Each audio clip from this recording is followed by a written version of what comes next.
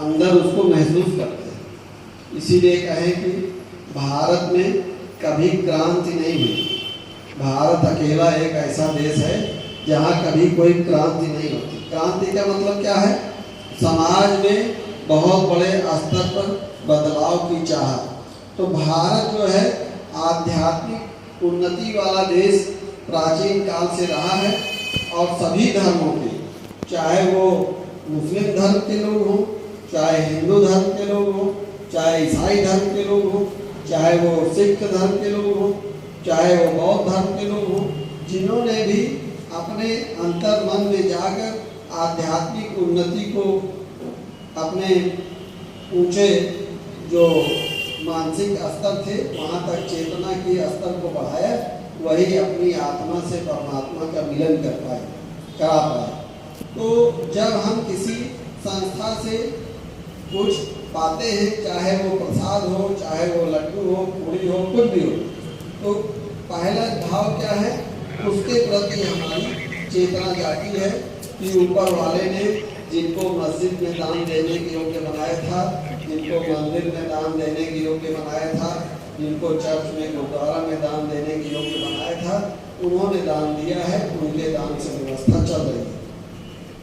तो उसी तरह अम्मा साहिब ट्रस्ट में भी एक व्यवस्था है कि इसमें हर व्यक्ति को समाज के प्रति कोई अपराध न करने के लिए पर्सनली संकल्पित किया जाए। हम हिंदू हैं, हमको किसी भी हिंदू धर्म की संस्था ने व्यक्तिगत रूप से नहीं कहा कि आप ऐसा संकल्प करिए कि आप कोई अपराध नहीं करेंगे। हम मुसलमान हैं तो हमको किसी मुस्लिम संस्था ने ऐसा नहीं कहा कि आप पर्सनली संकल्प करिए कि आप कोई अपराध नहीं करेंगे। हम क्रिश्चियन हैं तो हमको किसी क्रिश्चियन संस्था ने पर्सनली नहीं कहा कि आप कोई अपराध नहीं करेंगे, ऐसा संकल्प करिए। या हम किसी भी धर्म से जुड़े हैं तो उस धर्म के किसी भी व्यवस्था के अंतर्गत हमको नहीं कहा गया कि आप पर्सनली संकल्प करिए, लेकिन अम्मा साहिब ट्रस्ट में पर्सनली संकल्प कराने की एक व्यवस्था, एक सिस्टम बनाई गई।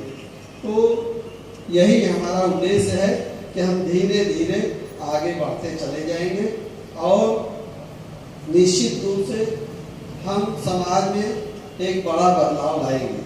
जिन लोगों को अम्मा साहिब ट्रस्ट का पुरस्कार दिया गया तो उनके मन में डर हो कि समाज हमारी तरफ देख रहा है, अगर हम कोई अपराध करते हैं तो समाज हमारे ऊपर उपहास करेगा, हंसेगा कि इन्होंने संकल्प किया था कि हम कोई अपराध नहीं करेंगे, लेकिन हमसे अपराध हो गया, तो हम समाज के सामने शर्मिंदा है। तो जिसको समाज का डर नहीं है वो बहुत बड़ा ढीठ है, वो बहुत बड़ा निर्लज्ज है, वो बहुत बड़ा बेहया है और ऐसे बेहया लोगों से समाज स्वयं डरता है। बहुत सारे लोग ऐसे हैं, हमने अभी मैं जानता नहीं था, एक सज्जन हमको मिले तो उनका हाव भाव मुझे लगा कि कुछ ठीक ठाक आदमी होंगे और मैं उनको जानता था बहुत दिन से। तो मेरे मन में आया, उन्होंने कहा कि आपको अगले कार्यक्रम में मैं चीफ गेस्ट बनाऊंगा। तो हमने डॉक्टर रन जी को बताया कि वो वाला जो हैं उनको हमने चीफ गेस्ट के लिए कहा है। तो उन्होंने कहा कि आप बिना सोचे विचारे कैसे निर्णय ले लेते हैं, उनका तो बड़ा क्रिमिनल बैकग्राउंड है, तो हमारा तो जो है मतलब मुझे उनसे फोन करके कहना पड़ा कि मैं बहुत शर्मिंदा हूँ, मैं आपको कार्यक्रम में नहीं बुला पाऊँ। क्यों? ये कोई राजनीतिक कार्यक्रम तो है नहीं कि जो जितना बड़ा ढीठ हो, जितना बड़ा निर्लज्ज हो, जितना बड़ा बेहया हो, वो उसने पार्टी को कुछ दे दिया है। तो आओ भाई, ये सामाजिक कार्यक्रम है, यहाँ बहुत साफ सुथरे, बहुत क्लीन पर्सनैलिटी को ही बुलाया जा सकता है। तो अब मैं सबसे पहले जो हमारे मंचासीन अतिथिगण हैं उनका स्वागत करता हूँ और डॉक्टर दयाराम मोहन जी, जिनके संरक्षण में रह के हम लोग काम करते हैं, आपकी जो पर्सनैलिटी है उसके बारे में कुछ बोलना सूरज को दीपक दिखाने जैसा है। और इनके साथ रहने में मुझे एक अंतर मन में संतोष रहता है कि हमसे कोई त्रुटि नहीं होती। मुझे एक विश्वास, मतलब ऐसी जो अभी एक गलती बताया तो वो आपकी वजह से उसका सुधार हो गया। तो मैं डॉक्टर दयाराम मोहन का अध्यक्ष के रूप में मंच पर स्वागत करता हूँ। और हमारे जो मुख्य अतिथि हैं इनके बारे में मैं बताना चाहता हूँ। डॉक्टर मसूद मुजफ्फर जी, ये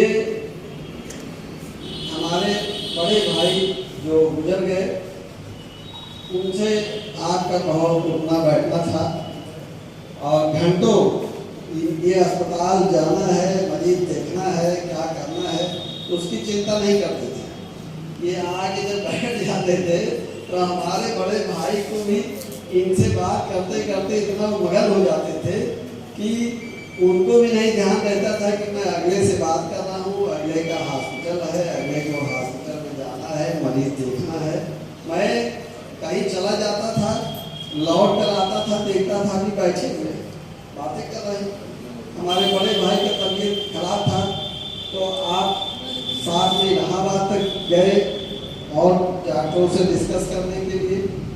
तो जब हम दोनों भाई खत्म हो गए तो मैं बहुत फ्रस्ट्रेशन में था, बहुत तनाव में था और कार्यक्रम करते करते मैं यहाँ फूट फूट के रोने लगता था। तो डॉक्टर रंग जी और एक रामानुजपाल भ्रमर जी थे, वो आज नहीं है, उनका बड़ा योगदान रहा, वो पूरा कार्यक्रम संभाल लेते थे। तो मैं एक कार्यक्रम में गया निमंत्रण में, एक पत्रकार के यहाँ,